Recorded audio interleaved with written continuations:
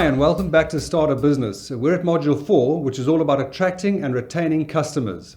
The unit standard we're dealing with right now is Apply the Basic Skills of Customer Service, Unit Standard 114974. So there's two basic customer types. There's an internal customer and there's an external customer. An internal customer might be somebody that you work with inside your offices, someone you might owe information to or who's asked you to do something. Whereas an external customer is somebody you sell your products and services to. So external customers can be divided into two categories as well. You can get industrial customers and consumer customers. Industrial customers might be those who would buy a tractor or a photocopying machine or stationery from you. Whereas a consumer customer might buy a bottle of perfume from you or an ice cream from you. You're in direct contact with them, and your marketing strategy has to be different too.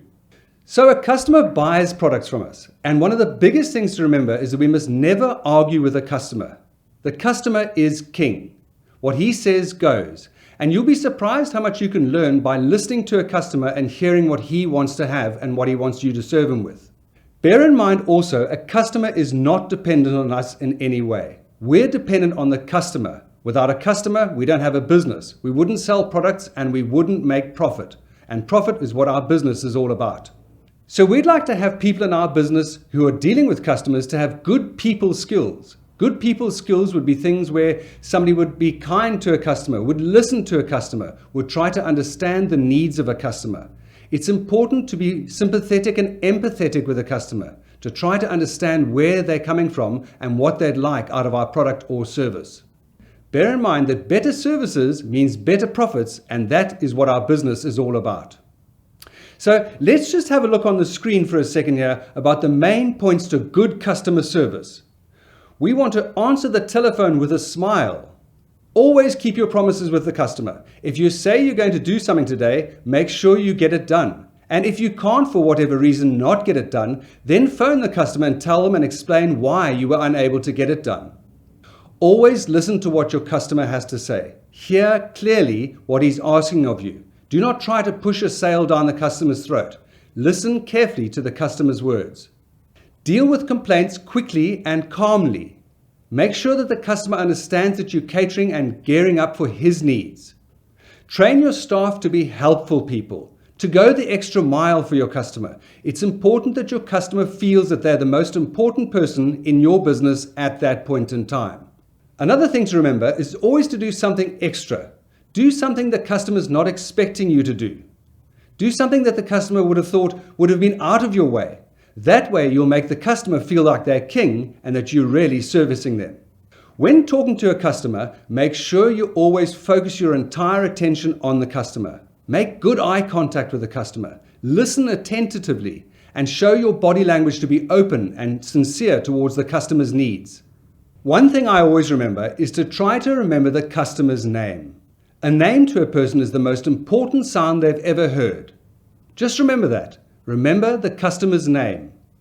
Points to remember about bad customer service. No eating or chewing or smoking when you're dealing with a customer.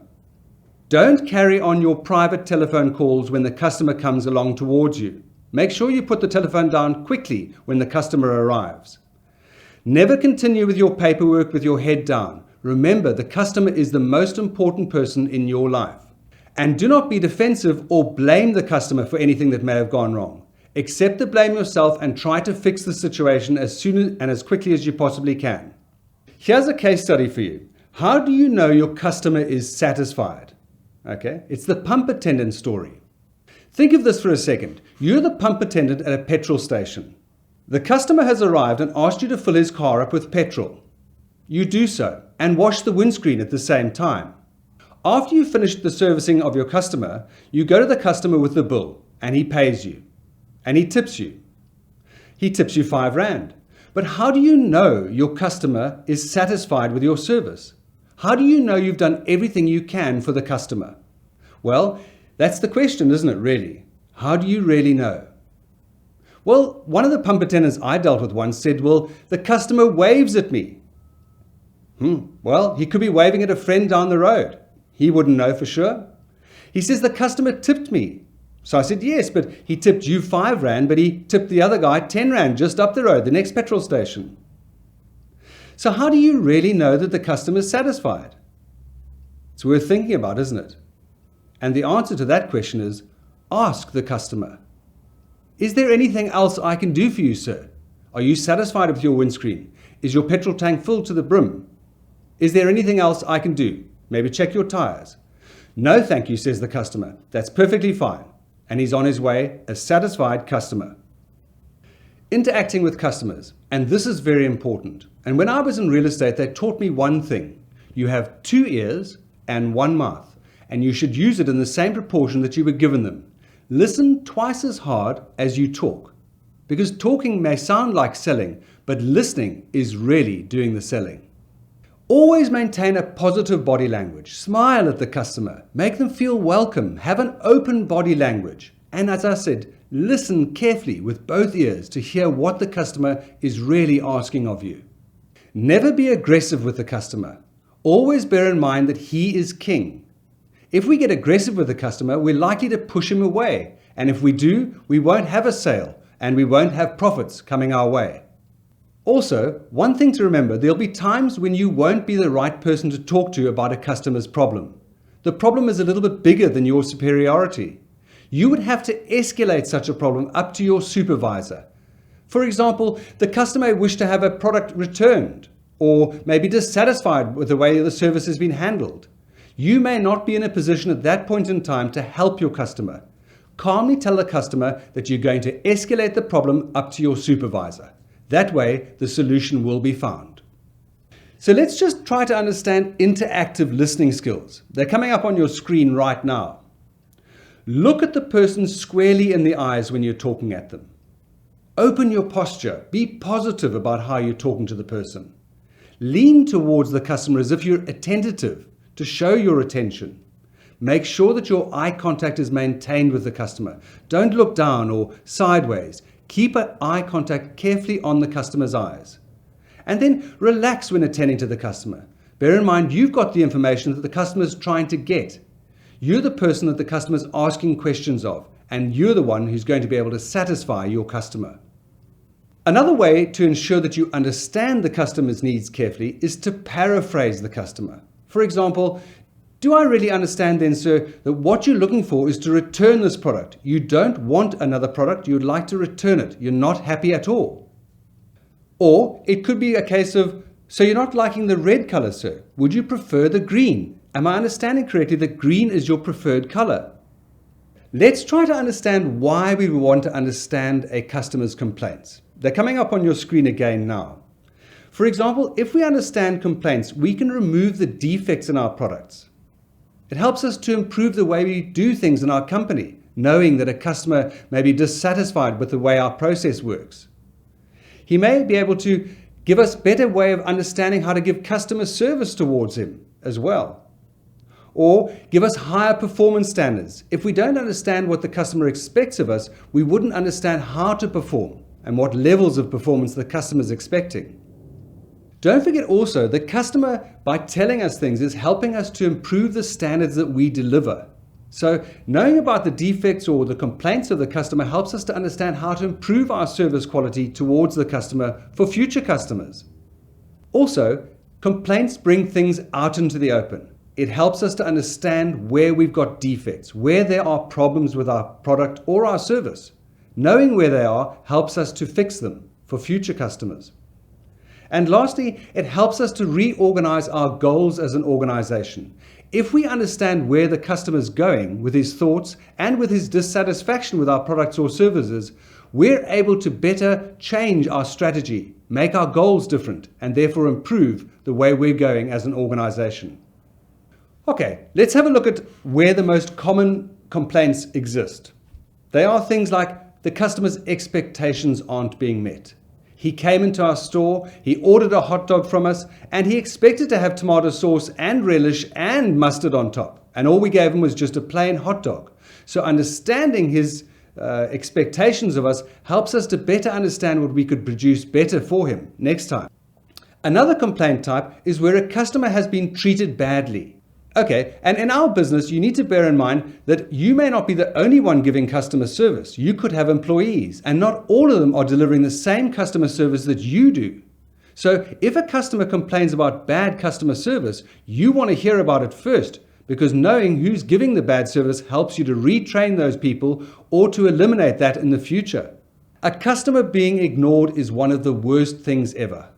Don't you feel the same when you walk into a store, you've got this money to spend, you'd like to buy a new jacket, and you stand there and no one attends to you? You feel like a lost soul. What are you going to do?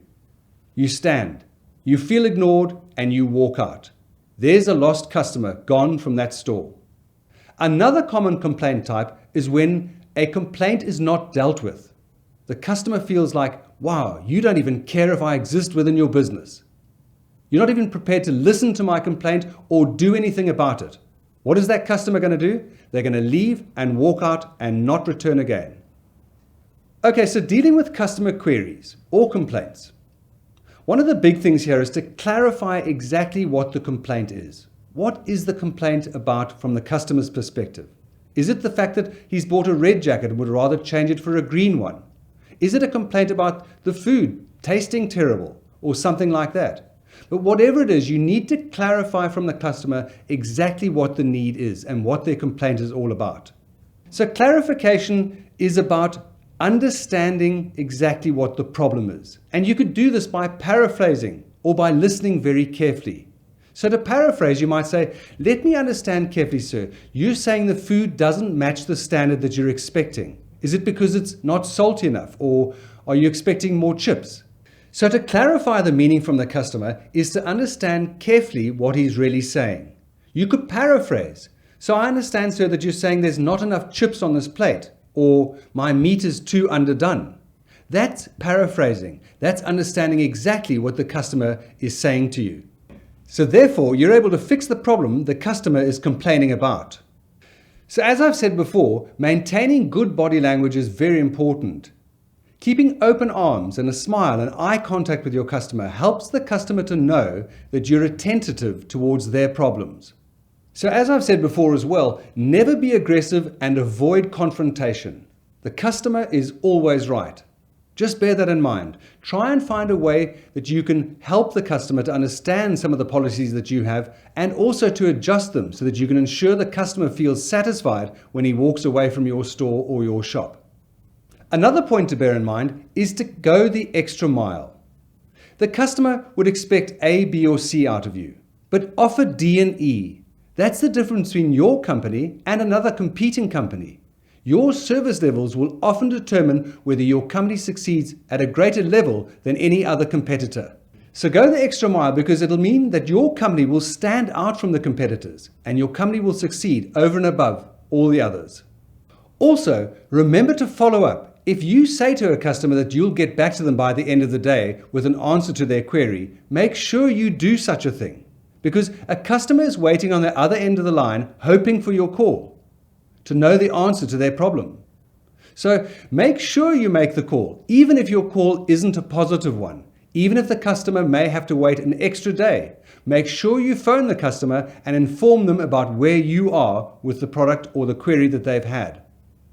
Just the other day, I heard a lovely quote from Mahatma Gandhi, the great Indian leader. In order to find yourself, you have to lose yourself in the service of others. And finally, a case study for you. I was once your customer. Picture this scene. You go into a restaurant. You sit there with your girlfriend, waiting to be served a meal. You sit and you wait. The restaurant's busy. It's buzzy. There's lots going on. You can't wait to have the meal with your girlfriend. And you wait, and you wait, and you wait. And nothing comes. No service, no waitress. Everybody's busy around you, and nothing seems to be happening. So what do? You look at her. You feel embarrassed. You can't understand why you can't attract a waitress's attention. And you feel even more embarrassed. So you quietly stand up and you walk out of that restaurant. No sale was made, no food served, no drinks made. So the restaurant made no sale, nothing. They didn't even know you existed. And the moral of this story? I was once your customer. I didn't complain. I just left quietly.